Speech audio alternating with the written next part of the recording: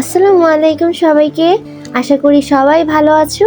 আজকে আমি শেয়ার করব একদম ঘরোয়া আর মজাদার একটা পিঠার রেসিপি। ঘরে আটা, নারকেল আর গুড় থাকলেই এই পিঠা বানিয়ে ফেলা যায় আর খেতে দারুণ লাগে। এই পিঠা কিন্তু আমাদের গ্রামীণ ঐতিহ্যের একটা অংশ আর খেতে তো দারুণ মজাদার। বিকেলের নাস্তা হোক বা হালকা শীতের সকালের গরম গরম নারকেল পিঠা খেতে কিন্তু দারুণ লাগে। আটা দিয়ে বানানো নারকেল গুড়ের ভাজা পিঠা বাইরে খাস্তা, ভিতরে মোলায়েম আর পুরোটা মিষ্টি। একবার খেলে মন ভরে যাবে আর বারবার খেতে মন চাইবে। চলুন দেখে আসা যাক রেসিপিটি। প্রথমে একটা প্যানে কোরানো নারকেল আর গুড় একসাথে দিয়ে হালকা আঁচে নাড়তে থাকি। গুড়টা ধীরে ধীরে গলে যাবে আর নারকেলের সাথে মিশে এক ধরনের আঠালো পুর তৈরি হবে। এই সময় চুলার আঁচ যেন বেশি না হয়, না হলে গুড় পুড়ে যেতে পারে। চাইলে একটু এলাচ গুঁড়া দিলে দারুণ একটা গ্রান হবে। পুরটা যখন শুকনো ও আঠালো হয়ে যাবে তখন নামিয়ে ঠান্ডা হতে দেই। এখানে আমি আটা দিয়ে পাতলা করে রুটি বেলে নিয়েছি। এরপর প্রতিটা রুটির মাঝে দিয়ে দিচ্ছি নারকেল আর গুড়ের পুর। এই পুরটা আমি আগে থেকেই হালকা আঁচে রান্না করে নিয়েছি যাতে নারকেল আর গুড় ভালোভাবে মিশে যায়। পুর দিয়ে রুটিটা অর্ধচন্দ্রের মতো ভাঁজ করে নেই আর চারপাশ ভালোভাবে চেপে দেই যেন পুর বের হয়ে না আসে। সবগুলো পিঠা একইভাবে রেডি করতে হবে। আপনারা চাইলে অন্য স্টাইলেও করতে পারেন, কিন্তু আমি এই স্টাইলটাই ফলো করেছি।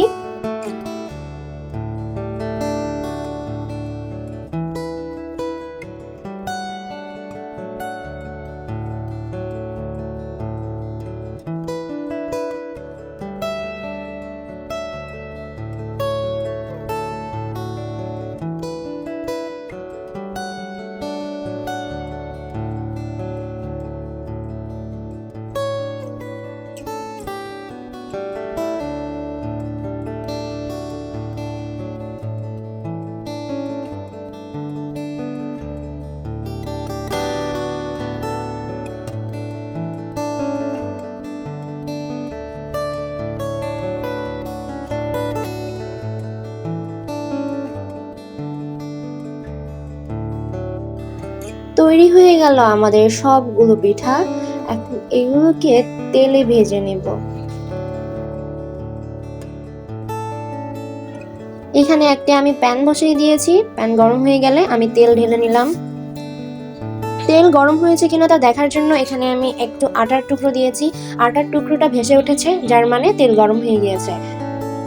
এখন আমি এক এক করে নারকেলের পিঠাগুলো দিয়ে দিচ্ছি তেলের ভিতর। সবগুলো পিঠাই মাঝারি আঁচে আমি ভেজে নেব। পিঠাগুলো যখন সুন্দর সোনালি রং ধরে তখনই নামিয়ে ফেলবো।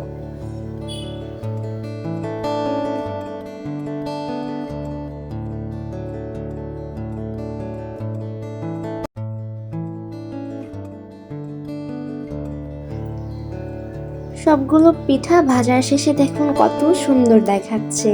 গ্রামীণ ঐতিহ্য বলে কথা। বাসায় একবার বানিয়ে দেখুন, বারবার খেতে মন চাইবে। এই পিঠা এত সুস্বাদু যে যখন তখন বানিয়ে খেয়ে ফেলা যায় অল্প কিছু উপকরণ দিয়ে, যা বাসায় সবসময়ই থাকে। বাহিরে মচমচে, ভিতরে মোলায়েম, পুরটা মিষ্টি, সব মিলিয়ে অসাধারণ একটা পিঠা। ভিডিওটা ভালো লাগলে একটা লাইক আর চ্যানেলটা সাবস্ক্রাইব করে পাশে থাকো। আর তোমরা চাইলে কমেন্টে জানাও পরের বার কি রেসিপি দেখতে চাও। ধন্যবাদ সবাইকে।